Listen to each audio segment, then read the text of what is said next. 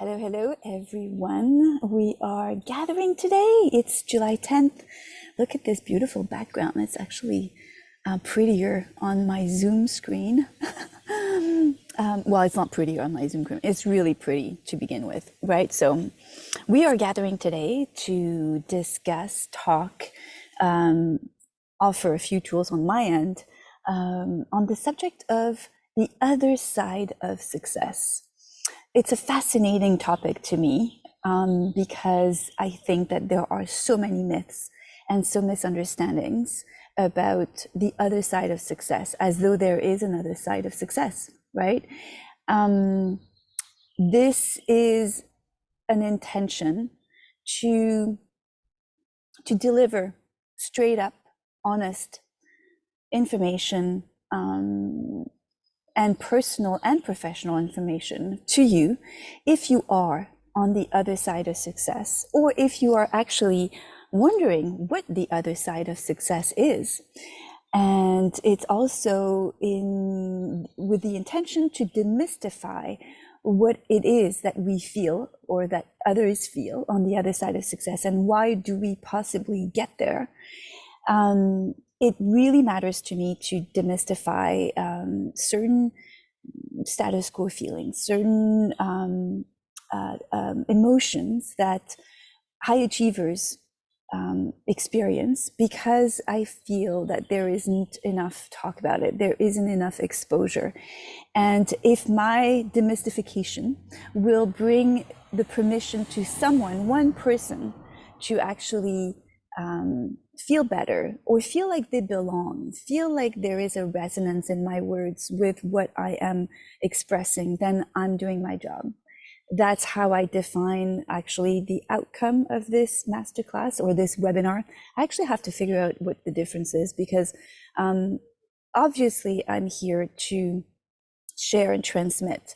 So there is a teaching component to these masterclasses, but it always is from a very straight up, honest, heart-centered place, from the experiences that I've lived in my life as a CEO, as a founder, etc., etc. I'll go into that after, but the demystification is really important to me, and the teaching part is really important to me, and the resonance that I can create in you when you watch this is really important to me.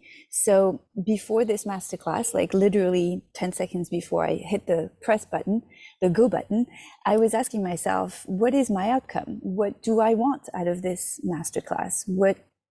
What's the intention? And my intention is exactly that, is to reach out to you so that you find resonance in my words and in my energy and in my voice and in the stories that I'm going to tell you. And that if you know of someone that can be supported with this type of energy and support and wisdom and expertise, then please let them know that they're not alone, and perhaps they can reach out to me and we can work together. The tools I'm going to offer are strictly mine. They are again from professional and personal experience. And in any of the masterclasses that I present, I always say, do not take my word as the word of gospel, or as the word of, as the only word that will, direct you or guide you or teach you or sway you or whatever you want to name it. I think that it really is important that we put no one on a pedestal, that everyone is here to learn and share. And I happen to simply go on, on screen and share what I've experienced in my life. And that is my prerogative, just like it is yours, but I'm in no sense, the only word and the only teaching out there. I think it really is important that we stop putting people on pedestals, that we stop creating a comparison from where we are towards these people that we put on a pedestal. And that pedestal context really doesn't serve any of us. We are all here, shoulder to shoulder, walking through this life, doing the very best that we can with the tools that we have at the time. That's it, you know? So no one is on a pedestal for whatever reason. Everyone as a human is equal, and we all have different experiences and expertise that we can help each other with or not. So this is it. The context for this masterclass is in the space of Seeds of Wealth. So Seeds of Wealth is a tribe, a global tribe of hyperachievers on the spectrum of wealth, power, and success.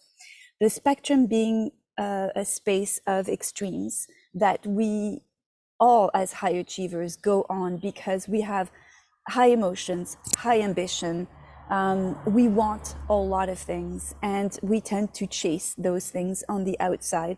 And then on the inside, we actually experience a lot of discord between what we thought we wanted and what we actually get in the end.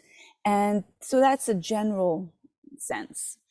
This tribe I've created, and you know, it's a business space and a mentorship space for change agents and hyper achieving agents. It's a space that I've redefined recently as a result, as a consequence of a lot of experiences that have been deep and transformational for me in the past year and a half.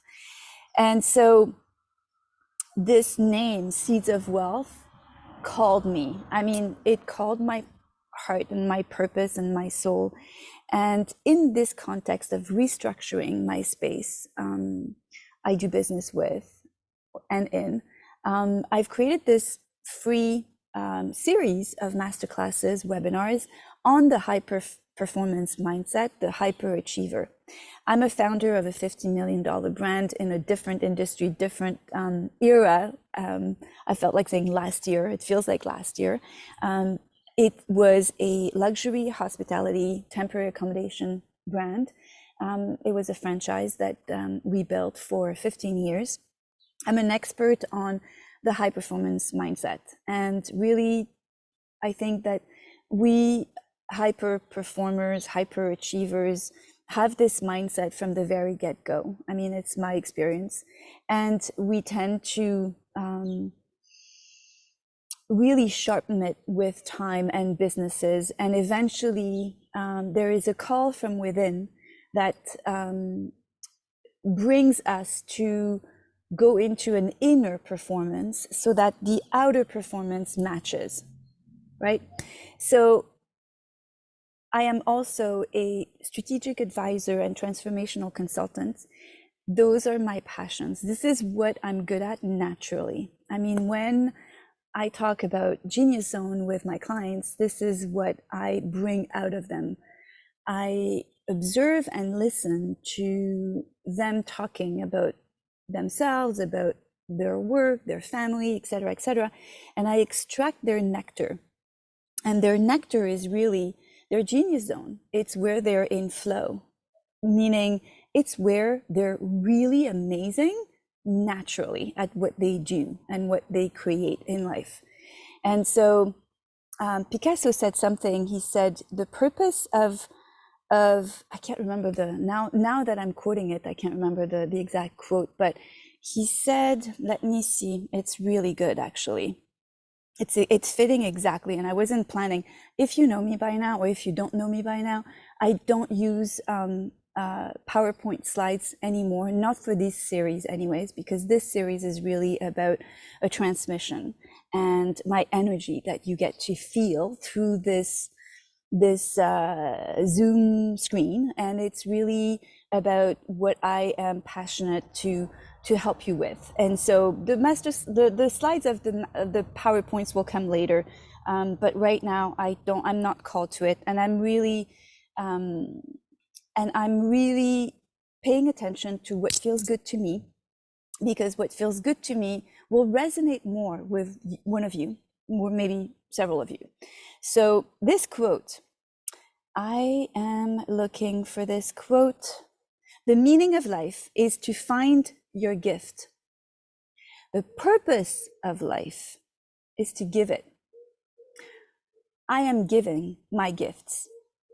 I am exchanging money, obviously, for my gifts, but those are my gifts. And I know my gifts very, very well now after spending a lot of time gaining clarity and transforming all kinds of things in my life to really keep the essence of my gifts.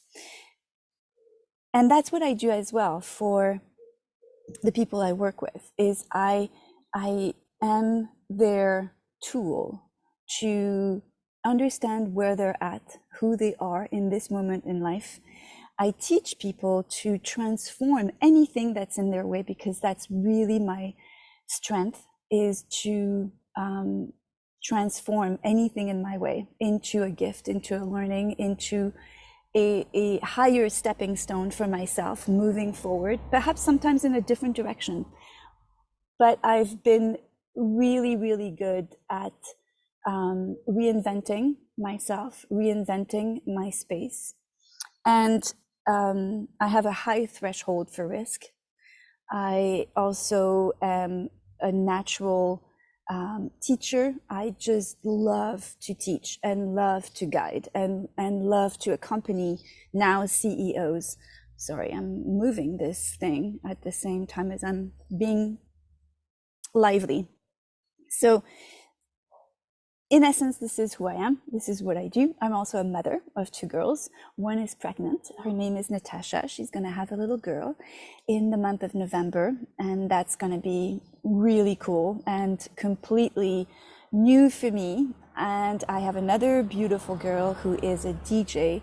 Both of them are beautiful, sovereign, free-spirited women who are actually giving their gifts to the world. So when we say giving, doesn't mean that it's, for free. It means that we found what we're good at and we enjoy offering that to the world. So I think it gives you a little bit of a perspective and context for why I've created this space, Seeds of Wealth. It's wealth beyond wealth.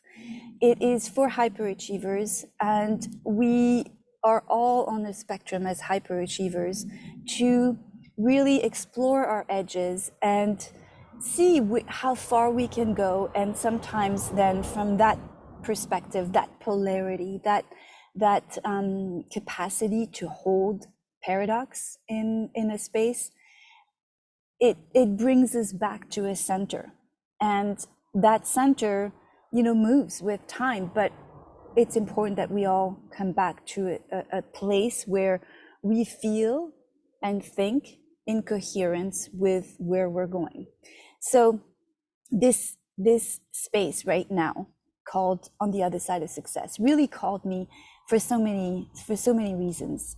The tagline is baby steps to transformation. Why I created this is because there's so many myths about success and what it will bring you. And of course, success, most people define success as the financial gains, right? When really, you should really define what success is about for you. What does it mean to be successful? What does it mean? Maybe you already are successful. So if you're not successful, sorry, I'm doing this outside and there is some French people in the street talking really loud. And there is a dog. This is Cleo, who accompanies me everywhere. So how do you define success? Maybe you're already successful. Maybe you've already, by your unconscious standards, met your own definition of success. Like, how do you know? So ask yourself, what does success mean? And because this space is really for the high achiever, the high performer, the hyperachiever, the overachiever, and for the ones who have experienced success and are finding themselves on the other side. Now, I have a lot of different masterclasses for the hyper and over and high performer achieving mindset. And so you can find yourself in some of those classes at some point, as a woman, as the one on the other side, as the CEO wanting to integrate in the new paradigm, because this is really my game right now, is really to teach people, teach CEOs, or I don't like the word teach actually, guide CEOs and hyper performers to shapeshift into this new paradigm that is asking all of you to function differently. And this is what I'm really good at. So it's transformation, but for the new paradigm. Anyways, so this other side, the myths about success are wild. And I have experienced quite a bit of them. So one of the myths that we encounter about success, which means in this case, perhaps financial gains, financial success, is that money will fix whatever discomfort you're feeling right now. That money will support you in a way that none of the feelings that you have right now are going to be felt on the other side. It could not be further from the truth. Let me say this again. Money will never heal your scarcity. And this is a quote from Victoria Washington. If any of you know Victoria Washington, she does beautiful work on the relationship with money and the wealth identity. I love this woman so much. And it certainly, this is truth. I've lived it. I have become a multimillionaire. And on the other side of that gate, where I could have called myself successful because I did have a couple of millions in my bank account, I could have very well felt differently, but it wasn't the case. There was here within me were all the feelings that were still alive. The feeling of lack and scarcity, meaning believing that somehow this is temporary, believing that somehow I'm just so lucky in that moment, believing that somehow my desire to go higher and to chase more was going to go away, and it didn't. The feelings that I had were so wild to me because I was aware I was having those feelings. I was aware that somehow, and I didn't understand why, and this is why, actually, because I didn't understand why, it is the reason why I dug and dove so much, so hard, so deep into understanding the hyperachiever mindset, is because right even before I exited strategically my company in Montreal, in Canada, that luxury hospitality company, I exited in 2015. Before I even exited, I was questioning myself as to, first of all, what's next? We're going to talk about that later. But I couldn't understand why everyone around me was really looking at me and putting me on a pedestal, actually, because I was in their eyes successful, and that I felt like I had been given this tagline, success. And I was like, but what does that mean? What does it mean that I am whatever perhaps you want? And so it triggered within me the curiosity and the awe of how fascinating is it that I think I've done pretty well out of sweat, out of sacrifice, out of compromise, out of a divorce, out of being a single mom to two beautiful girls with a business I was building as the president of that business, and CEO, and then I didn't want nannies, and I didn't want help at home. I mean, I had like one cleaning lady once a week, but that was it. Like I refused help. Part of the hyperachieving mindset, by the way. So I couldn't understand why I was feeling the way I was feeling, yet on the outside, I was deemed by everyone else successful. So money and the relationship with money, which is not something we're going to go in right now, is a huge part of feeling successful, not being successful. Being successful is I was going to say it's easy. I was going to say it's actually easier to look successful than to actually feel successful, because it's easy to look the part, but do you feel the part? And that's why in a lot of instances, I feel like we call high performance exactly that, performance. It's a performance, but it's not a performance for those who live it. So we should leave that word performance to the ones who are professionals at performing, meaning the actors and the theater actors, and those whose professional role is to perform, meaning it is their job to give us a performance, and behind that they have their lives. But we in our world as hyperachievers and high performers are the ones who want more, right? The seekers. I invite you to not call it performance, because I think it kind of unconsciously conditions us to give it a really good front, to give the front that, you know, we can handle it all, we can do it all, and we're strong enough, and we are, you know, we are always moving forward, and we're always reaching higher, and we're always, you know, we're always tough and courageous, and vulnerability is not so deemed to be the top quality that, you know, in the past anyways, we wanted a CEO to have, right? So I think that it's important to come back from that pedestal, actually, and bring yourself back, and bring the ones that you've put on a pedestal back, because it doesn't serve them, and it doesn't serve you, and it doesn't serve society. We do not perform. We are achievers, yes, and we are humans before anything else, right? So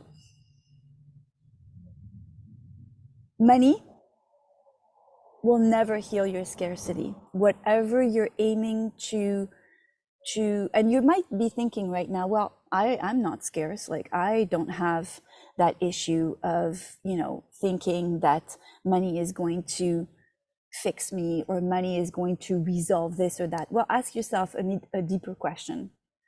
How do you believe that money will help you or support you right now? Like, list it out and see for yourself what comes out and what resonates and what feels true or doesn't feel true. Because I can tell you that a part of you, and it might be your unconscious, and that's part of the issue, is that 95% of our brain capacity holds the unconscious mind. So a lot that I've shifted through in the past 18 months, in this deep void of transformation that I've been through, not that I consciously chose it, I didn't consciously chose this void, I unconsciously chose this void. So many things are coming to me. So to come back to this particular point about money and about your mindset, is that you might believe that your mindset is under your control. It's not. 5% is under your control. 95% is in your unconscious. You can gain control of it if you choose to, but you can't if you're unaware and not choosing to actually go in your unconscious. Success also does not cure loneliness. I've seen so many people, so many of my friends, people I've worked with, people I've met, working around the world with high achievers, and it does not cure loneliness. Loneliness, first of all, is a perception, because in fact, we're never really lonely. We create this sense of loneliness because we're feeling lack. There we go. We're feeling lack. We're feeling a void inside. So loneliness is also partly our own responsibility to isolate. And isolation is a big part of the high achievers mindset. We, especially when we are functioning at the president level, CEO level, or some kind of other chief position, usually the CEO is at the top of the position, in charge of, everything, right? So I know for myself that I was experiencing isolation at, and there is this myth and image that we talk about, which refers to the ivory tower, that isolation in the ivory tower is extremely common for top achievers, top performers, CEOs particularly, right? And it's actually true. It's true because of various reasons. It's true because, number one, we're very focused on the task at hand, and we don't have time to actually, we don't make the time. So it's a double sword type of situation. We have very little time. So the time that we have, we dedicate to our family and the most close to us. And the other side of that sword is that we tend to believe that we ought to be working all the time, and that's also old paradigm. This is a caveat, is that some of the myths of the hyperachievers are really linked to the old paradigm, because the new paradigm has completely shifted all of that, and it is completely new. And if you're interested in that, then if you're interested in integrating the new paradigm way of being a CEO, check out the CEO Shapeshifting 7 Seeds for the new CEO. It's one of my masterclass. It's actually the first one that I gave. You can find it through my stuff and through my LinkedIn and IG. And anyways, we'll come back to that at the end. But the isolation and the loneliness are always double-edged. They're really sitting on a spectrum where it's a perception that we create because of a patterning happening in our mind and a conditioning happening in our mind. And it's also happening because we position that ourselves in that way, according to that unconscious patterning, right? So the other reason why there is isolation, like true isolation, is because I remember feeling that too, is that my set of problems at that level are pretty unlike most other women that I would have, sat with in a chilled gathering, in a networking perhaps event. So I remember feeling like, do I resonate with the challenges and the life chats that these women will have, these people will have, or not? And at the time, I didn't have at the time much in common with those levels that they were at. I was basically isolated from because of my CEOship or presidency. So that's an interesting, I think it's an interesting situation, because in fact, first of all, the way I see it today is make time to be in community and in a tribe. And if you don't have a tribe that you really enjoy around you, then look for another tribe. find a tribe where you will feel like you resonate and that people see you and that people get you, people love you for who you are, not for who they want you to be. So find that tribe. Very important, because in any of this, we don't want to be alone. I mean, that's another thing of another part of the high achieving mindset, is that because we believe out of conditioning and patterning that is coming from family, and it's inherited, it's societal, it's unconscious, we are so hard on ourselves, and we just mandate that we do it all the time, and that we don't even know how to create time for ourselves. So how could we possibly create time to be with a community, be with a tribe? So that old paradigm is to be transformed. Really, it's time, because it doesn't help. I can tell you, it doesn't help. And I have a really good story about this man who I look up to and find absolutely phenomenal. Unfortunately, he's passed, and we cannot be witnessing more of his extraordinary leadership and business skills and talent. But Tony Hsieh was the founder and creator of Zappos, who was then bought out by Amazon. I met Tony in Vegas as I was part of EO, Entrepreneur Organization. If any of you are part of that organization, loved this organization. Excuse me. And that was, for me, when I found that tribe, it was my tribe. Like, I felt so nourished by my peers. I exited after 2 years because I wanted to actually join another tribe. And that's what happens, is we move and we transform and we evolve and we grow. And let's not feel bad for leaving a tribe to go to another tribe. Like, it happens.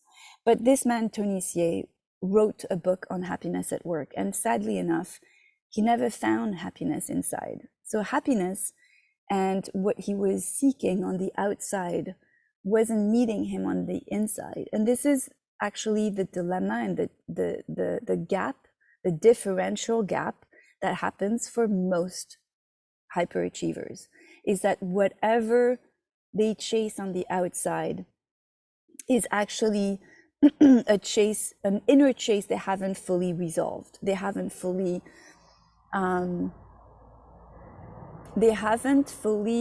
actually filled. That's what fulfillment is about. It's feeling fulfilled. When I was referring to my success at, that gap I was feeling when I became financially successful, and then I was still not feeling inside successful, there was a differential gap there. There was pieces of me I was missing. There was a lot of my intimacy with myself that I had not found, because I was so busy on the outside being the great partner to my ex-husband, to be the best mom I could be with the tools I had to my girls, being the best president and CEO of my company, being the best at everything, that I had no time to actually go in. And I didn't even know I was doing that. It was unknown to me at the time. All I knew was that I had feelings and emotions within that were frustrating and were puzzling and called me out. And thank God and my higher self that I am the most crazy curious person you will ever meet. I am the girl who always asks why, and I will annoy you, because at the end I'll be like, well, why not? And that's just who I am. So that's why I'm good at transformation, is because I am so good at asking why. I don't take an answer for granted. I don't take your answer for you to be mine. And you shouldn't take my answer for me to be yours. So the hyperachiever chases relentlessly what should really be answered on the inside. But that's a quest. That's the path of life, and that's the path of the hyperachiever that I that I work with today, that I help and guide and support. So does that make sense? Any of this isolation and loneliness, and it's a bit of a vicious circle, but it happens, and it's very real for the ones who are living through it. I mean, it was very real to me. And at the time, I remember also as a woman, I didn't have a lot of girlfriends, and I at the time felt more comfortable with men. Why? Because I was more in my masculine energy than I was in my feminine energy. I was in the go, go, go, go, go mode all the time. And I wasn't attracting feminine energy girlfriends because I was really not in that myself. So I was looking for friendships and support. And I was still, even though I wasn't attracting those women, I was still really missing having girlfriends. And so to me, it felt very frustrating, and I was hurt by some of the girlfriends that I had at the time who didn't accept me for who I was as that go-getter, ambitious, go mode CEO profile.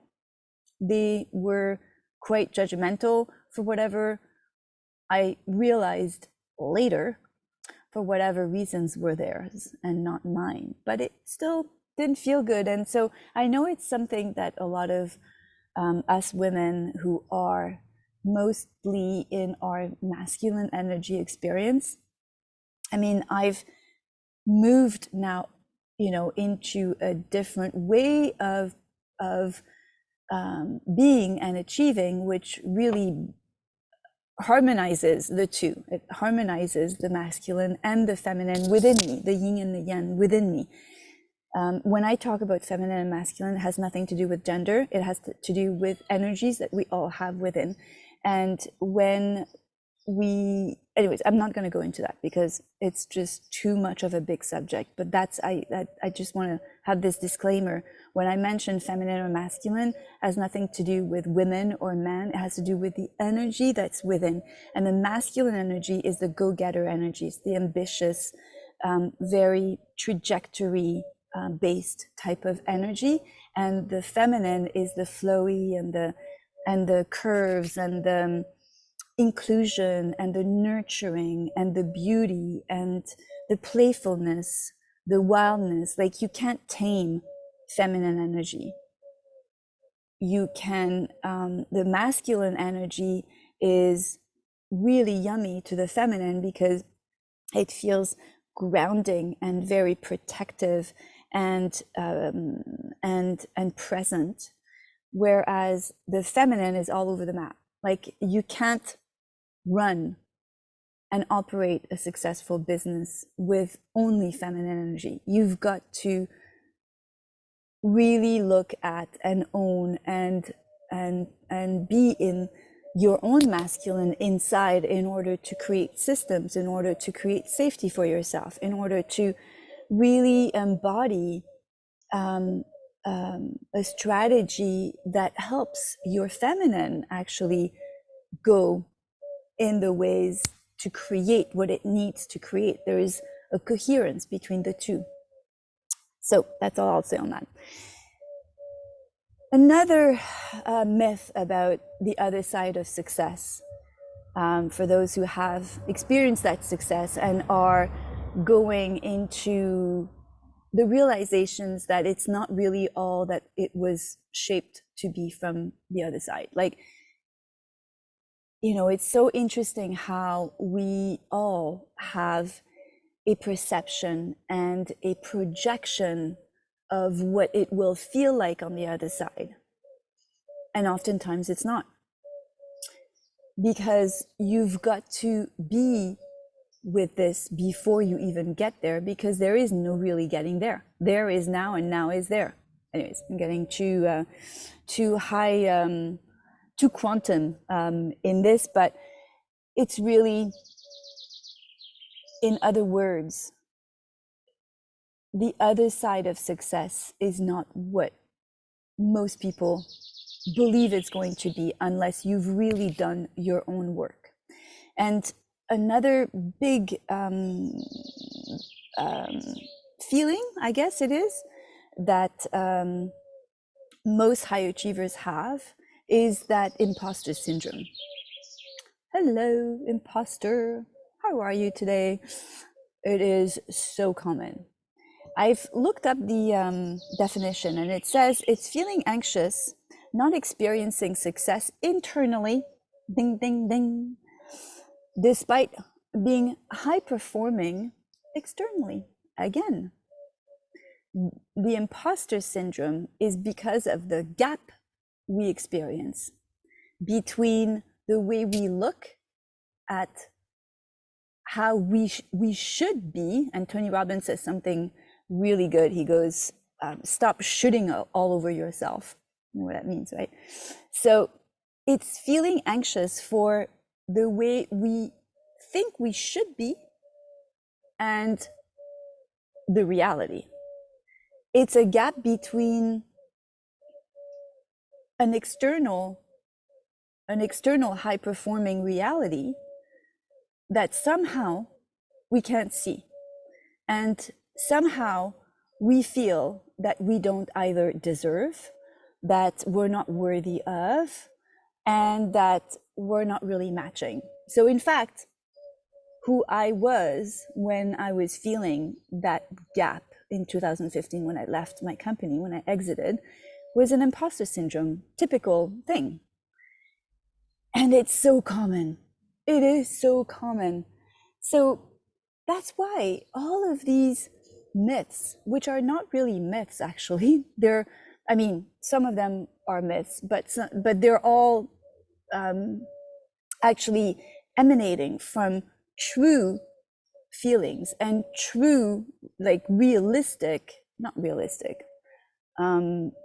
true feelings, true experiences that these high achievers, including myself, have encountered. Then also, I want to talk about burnout and stress. I don't know if John is going to be watching this masterclass. John, hi, if ever you're watching this masterclass. But I love the fact that you reached out to me the other day and you were like, listen, I'm experiencing success financially wildly, more than I anticipated. And yet I am the most stressed I've ever been in my life.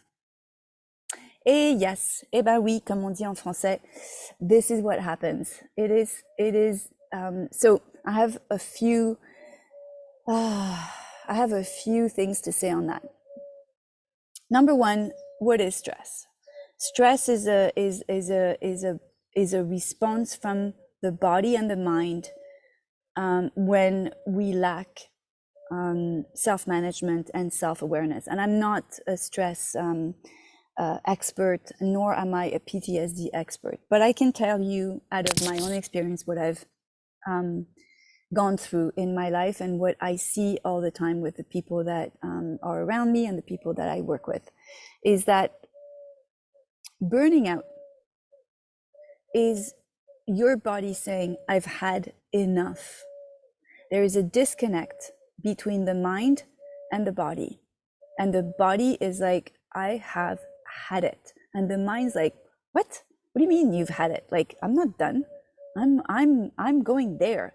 And you're going to follow me because logic prevails, because we've been taught to follow the mind more than following the body, right? So it creates a lot of stress on the body. It also creates, it's out of expectation. It's also, again, that perception that, you know, when I get there, I will be able to blah, blah, blah. So it could sound like something like that. When I'm successful and I've gotten to where I want to get, I will take care of my body. When I experience success and I get to where I want to get, I will have enough money to, go to the gym and eat well and care for my body. I will take the time to meditate, because right now I don't have the time, because right now the most important is that I make that money so I can make myself a life that includes meditation, or one way whatever, it's maybe not meditation, but some way of chilling, some way of taking care of yourself. When I get this, then I will, that's the sentence I want you to answer for yourself. And so for John, for instance, he thought and believed that when he would receive all this money, therefore success, he would have an easier life. He would experience it differently. It would mean blah, blah, blah.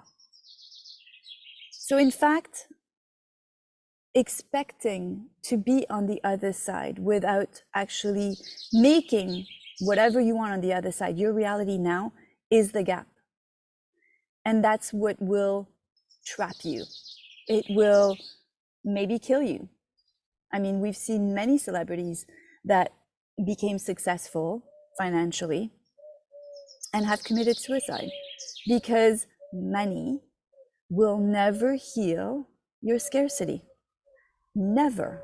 It will not. Money does not fix anything. It's not money that needs to be fixed. It's you. So we ought to stop blaming whatever on the outside is the cause for the effects that we feel on the inside. It's not. We are the cause. Maybe unconsciously, I get that because I've lived it and I'm a pretty aware person, but you know, there was parts of it that were escaping me. And that happens. I'm human like everybody else, right? And so the other part of success and the other side of success is that when you have achieved that success with an operating system based in lack and sacrifice and really hard work, like sacrifice meaning like you sacrifice what matters to you, meaning if you really ask yourself, you're sacrificing what really means a lot to you, your body, your therefore your health, your mental health, your friends, your community, your family, your eating habits, etc., etc. Like if you are operating out of this sacrificial system, it will hunt you down. It will bite you in the ass. It will kill you if ever you let it continue. It will. I know. I've seen it. I've almost gone there. Yes, I have. So, if you have created this level of success out of that sacrificial operating system where you believed that hard work equated more money, more success, more wealth, more power, your body is imprinted with this way of achieving. Your body cells, your brain, your unconscious, everything is imprinted with that operating system. If you've done it for long enough, like I did it for a long time. I did it all my life actually, until I started waking up, which was when I sold my company. So I started waking up in 2014. 2013, 2014, and I exited in 2015. Then I was like, ooh, now what? I'll tell you a little secret.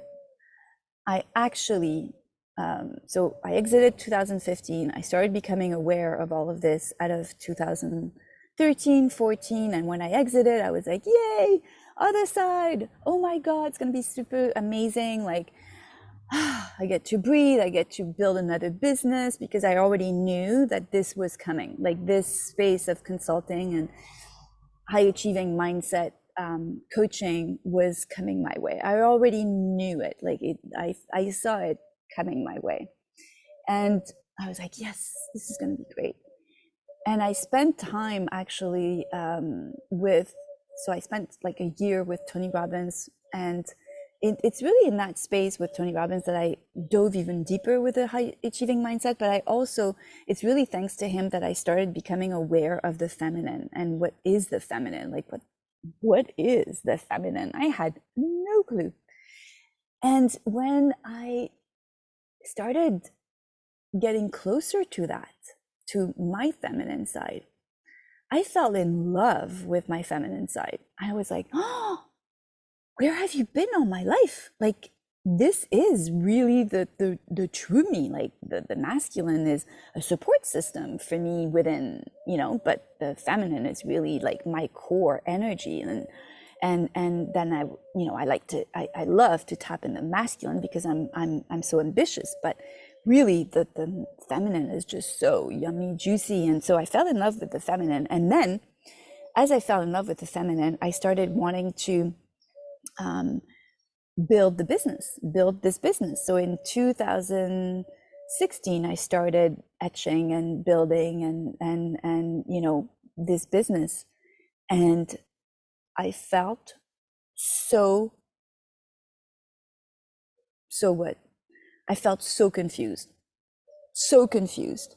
I remember crying my eyes out because I was like, I don't know how to build a business on this feminine. Well, duh, of course you can't. But at the time I was confused. Like I just didn't know enough, right? And it was great, but and so fast forward all this time until now, until about 2 years ago, where I realized more and more that I just didn't know how to build success again with another operating system, with anything else but this sacrificial system and this hard work, and like literally killing myself every time. Like I'd go into phases of just like being at it, and I thought, well, I'm passionate, so of course I put that on the under the hat of passion, which I am passionate, but it wasn't really the reason why. I just would go into trends in work, and just I was just like attached to whatever I was doing, and it wasn't leaving me. What I found out through a lot of work, a lot of unconscious work, and really through this past year, which is why I'm talking to you about this and being very vulnerable, because I want to help other people go through this transition and through this type of gap and through this type of void in the valley of success. Because I've experienced in the last year the biggest transformation, because I've chosen to make it a transformation for my next level of success, my next peak. But let me tell you that life and the universe, and I'm a believer of God, and that I'm a believer of the universe. Basically, we create our own reality. I'm a believer that whatever you're in, whatever situation you're in, excuse me, whatever situation you are in, you have unconsciously or consciously created it. So yeah, it's might be hard to hear this, but it's very real.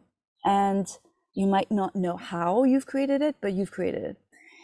So my unconscious went into sabotaging how I was moving towards success again. Because what my unconscious knew, the only thing it knew, is that every time I would go at success, give it a go, I would burn out. And so my unconscious started sabotaging the ways for me to recreate success. And that's very real. Like I've done work with a therapist on hypnosis, and we've used hypnosis to actually dig into my unconscious. And this is why I created this post. I don't know if you've seen this post, but it's called Success PTSD. I actually experienced success PTSD. I mean, it sounds like a complete paradox to say it that way. And of course, I intentionally said it that way to shock a little bit. I'm not a PTSD therapist, and I take away nothing from PTSD. All I know is that it felt like that for me. It felt like my body only knows burnout when it's related to success. Does that make sense? I mean, kind of makes sense, not make sense like logically, but do you hear how it can happen? And that's what happened to me. It's in the last year, I experienced the biggest void of my life. I mean, nothing worked out the way that I thought would. I experienced a void financially in my community. My stuff has been stored in Dubai for the past year and a half. I've been living out of 3 suitcases. My bank all of a sudden froze, and the government was telling me things that were not even true, and they took like 8 months to figure out that it was actually not true what they were accusing me of, but in the meantime froze everything. Like, I experienced things and a way of life that was so far from what I thought I would ever experience that I can tell you, really dark thoughts this past winter, like really dark thoughts. And when I saw myself having these really dark thoughts, that I thought, okay, you know, like even as I'm speaking about it, it's like it's bringing back to my own body a sense of discomfort, because it was really, really scary. And I was experiencing anxiety attacks, and it was all, I know, to teach me to be completely facing how I've been operating from a system based, an operating system based in my own lack, based in chasing, you know, out of lack, not chasing out of abundance, because I do believe it's possible. Now I see it, now I get it. Like, but the universe and God and whoever you believe in, my own self, my unconscious, all of those people together, all those being together, have actually conspired to make me face this, make me face my own void, because I just could not continue operating from that space of force. I was forcing, I was burning out every time. I was in fear, actually. And that's what lack is. That's what, you know, working so hard at the cost of your own health is based in fear. It's based in lack of worthiness. It's based in what you don't see from about yourself that is right in your face, but you just keep and keep and keep not seeing it, because you just can't see it.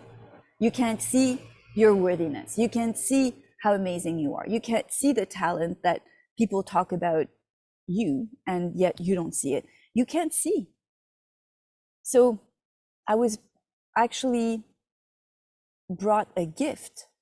This last year, I have been in France at my mom's because I had to find shelter, literally to recalibrate. I had to find a way to come back to safety for myself. I had to relearn how to feel safe within. I had to relearn how to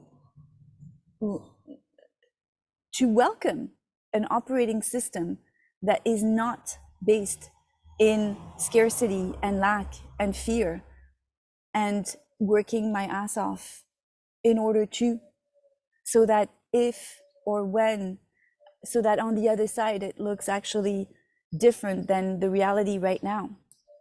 Excuse me.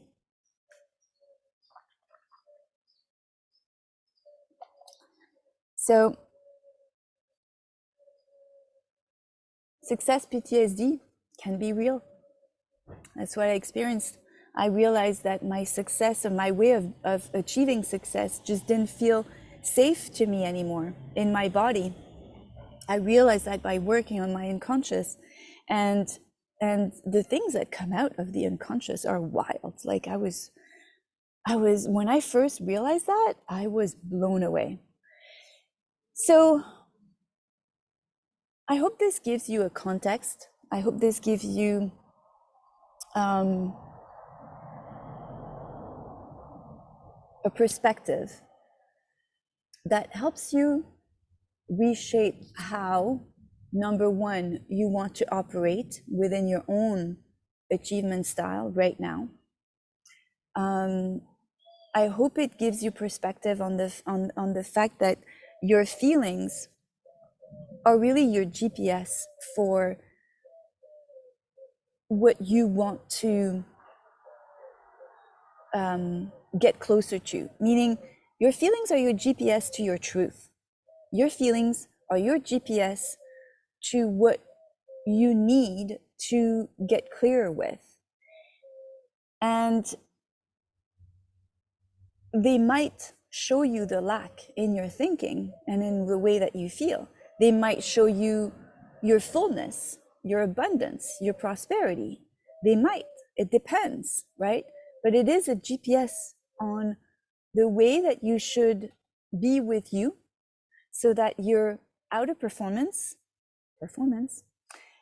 and your inner feeling of success match. And that's where the gap always is. Always is. So your inner matrix of success is what I work with my clients. Because when you are in coherence, centered, like in complete alignment with your own inner matrix of success, then whatever on the outside you want and desire will be matched. There is always kind of like an alignment that happens, right? That's magic. So it's really important that you develop your own inner matrix. And it's really important that you do not do this on your own. Actually, in life, in general, the hyperachiever, as I've mentioned before, tends to think and believe that they are alone because they are doing it better than someone else. They don't want to take the time to train someone else. They think that it won't be done in the same way. It will be done in a better way if they do it themselves. They believe that, in fact, the other unconscious belief in all of that is that they don't like to ask. I mean, for me in the past year, asking for help was so hard. Like, wow, so hard. I never was asking for help before, ever. So I can tell you that community gets really cleaned up beautifully and magically and naturally when you go in the valley of your success, when you go in the void part of your success life. Because success is leading yourself through the ups and downs. Success is not about the peaks. It's not. Success is leading yourself through the ups and the downs, the peaks and the valleys, the voids and the fullness. Because each and every one of those are equally important to your growth. If you don't grow, you die. So grow. And community is the ally to the best achiever, to the hyperachiever, to that achieving mindset, because it tends to want to do it alone. And that's old paradigm. It's old paradigm. Look at our kids today. I mean, I'm in my 50s, and honestly, I work with a lot of people that are in their 30s, which is interesting. I think it's because I'm actually I was conditioned to be in this old paradigm of creating success out of sweat and all of that, but it actually is not me, seriously me. Like my higher self is not an old paradigm feminine soul. It's a new paradigm. It's a pioneer. It's a trailblazer. I've always been that, but somehow it just didn't know how to create success with the new paradigm yet. And so I work with a lot of 30-year-olds, and none of them actually believe that they should be doing it alone. Like most of them are in community, collaborating, being so inclusive, and oh, it's beautiful. And so we're not meant to go at life alone. Like raising a child takes a village. It's not just raising a child, by the way, it's all of us. We all ought to be in community, all of us. I mean, that's how we survive better. That's how we thrive better, let alone survive. But in essence, survival is based on community collaboration. So why not thrive together?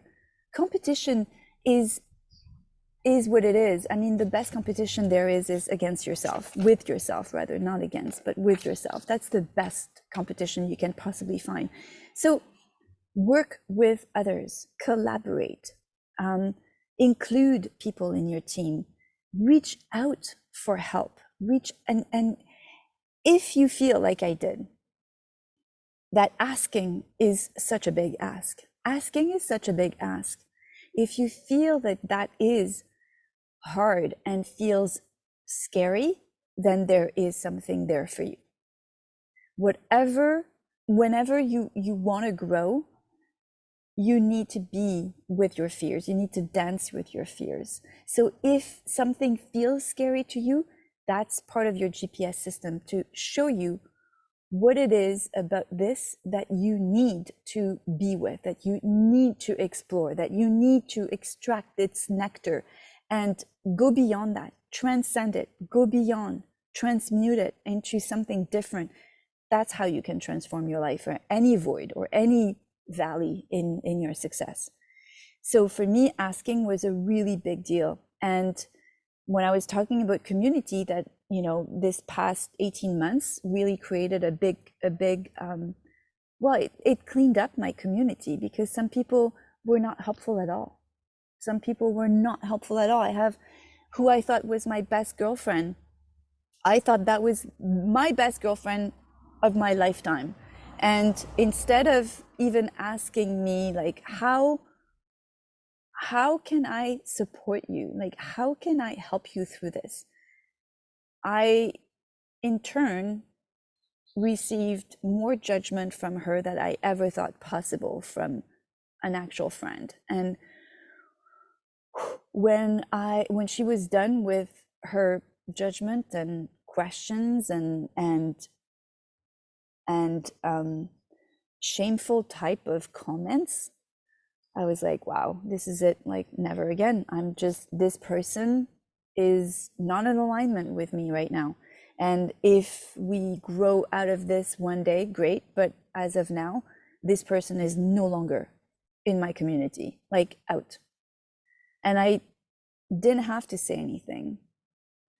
My energy was such that she felt it. And she hasn't asked, but we'll see what happens. But I don't feel like I need to explain. This is my life, and I want to be surrounded with people who are amazingly beautiful and with whom it's easy to create together, to create success together, right? So, and we need to talk about all of this. This is why I'm using my own experiences and my own examples, and really coming through in the most vulnerable way possible with you, is because, as I said at the beginning, if I can demystify all of this, the feelings, the shame, I felt so much shame.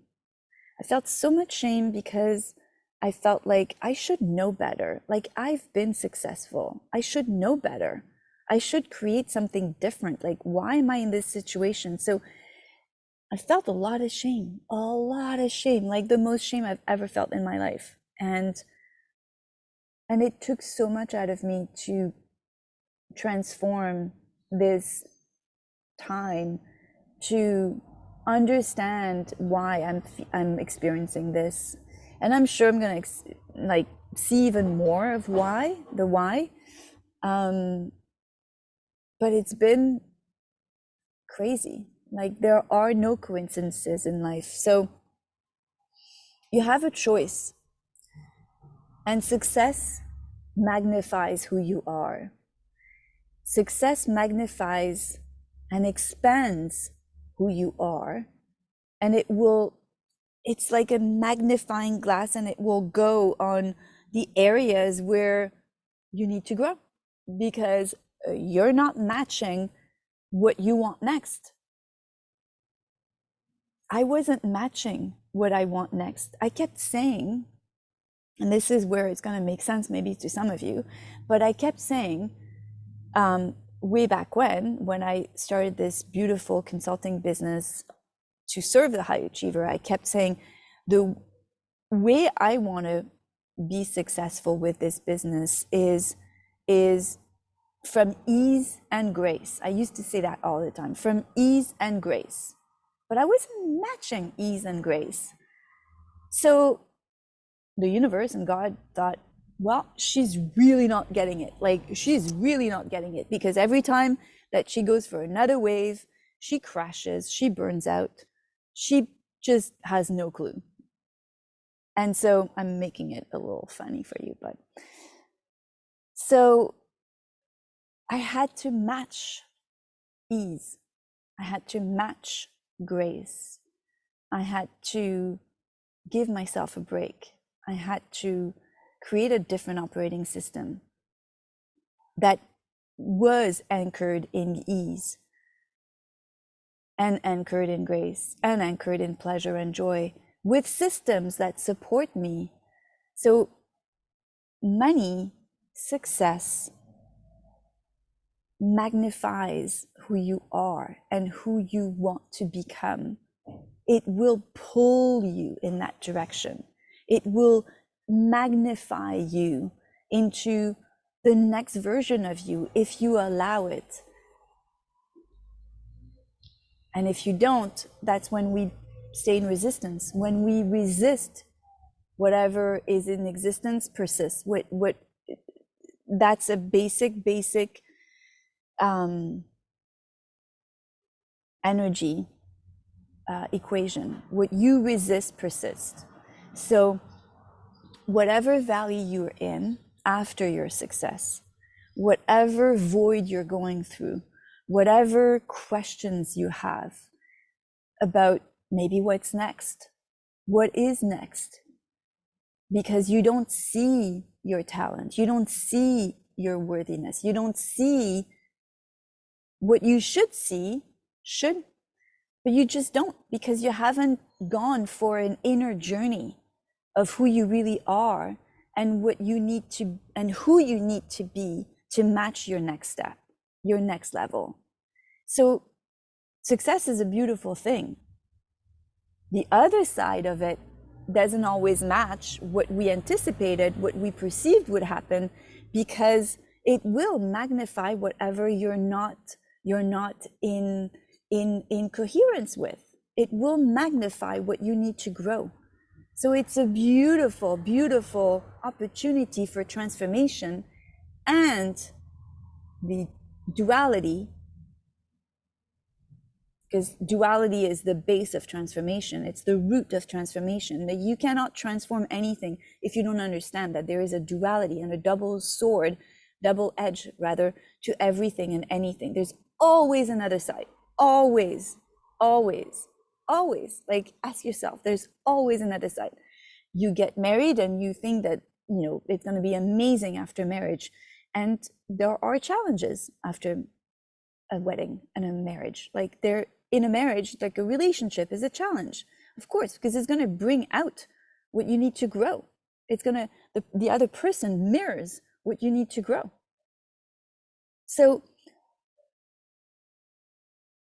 success can be the biggest, most amazingly beautiful, yummiest gift if you allow it.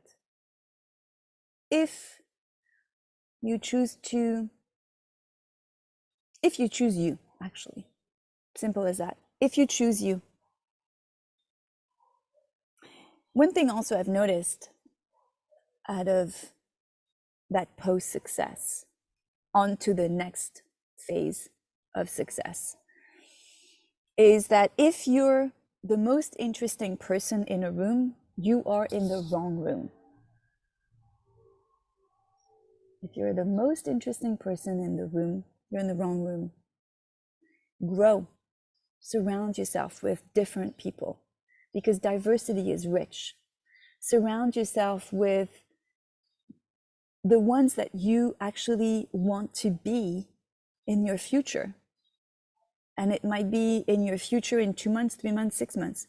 Surround yourself with the cultures that will enrich you, that will teach you something about where you want to be within yourself. Surround yourself with what you're aiming at and who you're aiming to be. And again, last but not least, and it's repeating what I've already said, but in fact, it's about not doing this alone. Do not do this alone because it's going to be faster. Your process of moving through this will be so much faster and so much, it will feel so much better to you because you will feel supported because you will be supported. And so find people that have gone through what you've gone through so that you feel like they understand you, they see you. You don't have to explain and justify any of it. You just get it. They get it. You get it. It's like a match energetically, and then they can help you grow and move to the next level. Because the solutions that you had yesterday for the problems that you had yesterday are not today's solution. What got you here won't get you there. Huge principle for the next phase of your success. What got you here will not get you there. The way that your mind was working yesterday that created those problems yesterday is not the brain that you need to have to resolve tomorrow's problems. Huge. That's a universal law, by the way. So surround yourself with the type of support that not only has been there, but that has the tools and the wisdom and the expertise to get you to your next level. On that note, I thank you so much for watching this. I'm excited that I hopefully created a little interest, a little spark of inspiration. I thank you for joining me, and perhaps you're watching this on a replay. And if you're wanting more, you can reach out to me. I mean, you can find me on LinkedIn, Tatiana Judiez. You can find me on IG. I'm the Wealth Diva. You can have access to many masterclasses that are free.